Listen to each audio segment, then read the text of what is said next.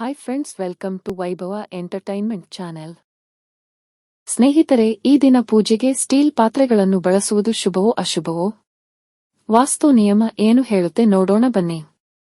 ಹಿಂದೂ ಧರ್ಮದಲ್ಲಿ ಪೂಜೆಗೆ ಸಂಬಂಧಿಸಿದ ಪ್ರತಿಯೊಂದು ವಸ್ತುಗಳ ಬಗ್ಗೆ ವಿಶೇಷ ನಿಯಮಗಳನ್ನು ಹೇಳಲಾಗಿದೆ. ಪೂಜೆ ಮಾಡುವ ಸಮಯದಲ್ಲಿ ಮಾಡುವ ಚಿಕ್ಕ ಪುಟ್ಟ ತಪ್ಪುಗಳ ಕಾರಣದಿಂದ ವ್ಯಕ್ತಿಯು ಜೀವನದಲ್ಲಿ ಅನೇಕ ತೊಂದರೆಗಳನ್ನು ಎದುರಿಸಬೇಕಾಗುತ್ತದೆ. ಹಿಂದೂ ಧರ್ಮದಲ್ಲಿ ಮನೆಯ ಸುಖ, ಶಾಂತಿ ಮತ್ತು ಸಮೃದ್ಧಿಗಾಗಿ ವಾಸ್ತು ನಿಯಮಗಳನ್ನು ಪಾಲಿಸುವುದು ಬಹಳ ಮುಖ್ಯ ಎಂದು ಹೇಳಲಾಗುತ್ತದೆ.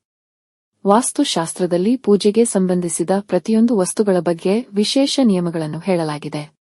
ಶಾಸ್ತ್ರದ ಪ್ರಕಾರ ಮಾಡುವ ಪೂಜೆಯಿಂದ ಮನೆಗೆ ಒಳ್ಳೆಯದಾಗುತ್ತದೆ ಎಂದು ನಂಬಲಾಗಿದೆ.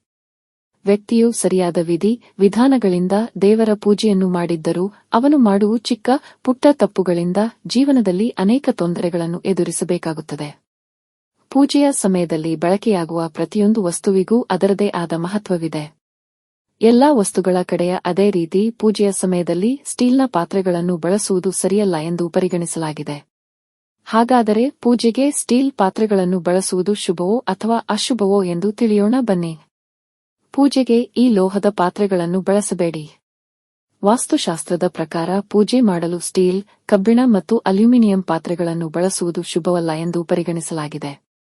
ಶಾಸ್ತ್ರಗಳ ಪ್ರಕಾರ ಧಾರ್ಮಿಕ ಕಾರ್ಯಗಳಿಗೆ ಚಿನ್ನ, ಬೆಳ್ಳಿ, ಹಿತ್ತಾಳೆ ಮತ್ತು ತಾಮ್ರದ ಪಾತ್ರೆಗಳನ್ನು ಉಪಯೋಗ ಮಾಡುವುದು ಬಹಳ ಮಂಗಳಕರ ಎಂದು ಪರಿಗಣಿಸಲಾಗಿದೆ.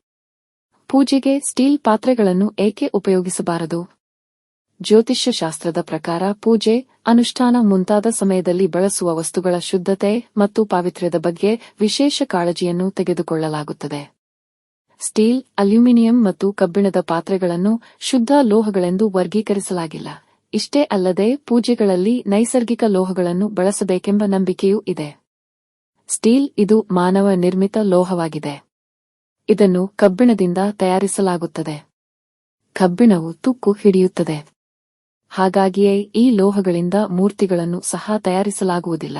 ಆದ್ದರಿಂದ ಪೂಜೆಯ ಸಮಯದಲ್ಲಿ ಈ ಲೋಹಗಳನ್ನು ಉಪಯೋಗಿಸಿ ತಯಾರಿಸಲಾದ ಪಾತ್ರೆಗಳ ಬಳಕೆಯನ್ನು ಅಶುಭ ಎಂದು ಹೇಳಲಾಗುತ್ತದೆ. ಇದರಲ್ಲಿರುವ ಎಲ್ಲ ಅಂಶಗಳನ್ನು ನಿಮ್ಮ ಸ್ವಂತ ವಿವೇಚನೆ ಬಳಸಿ ನಿರ್ಧಾರಗಳನ್ನು ತೆಗೆದುಕೊಳ್ಳಿ.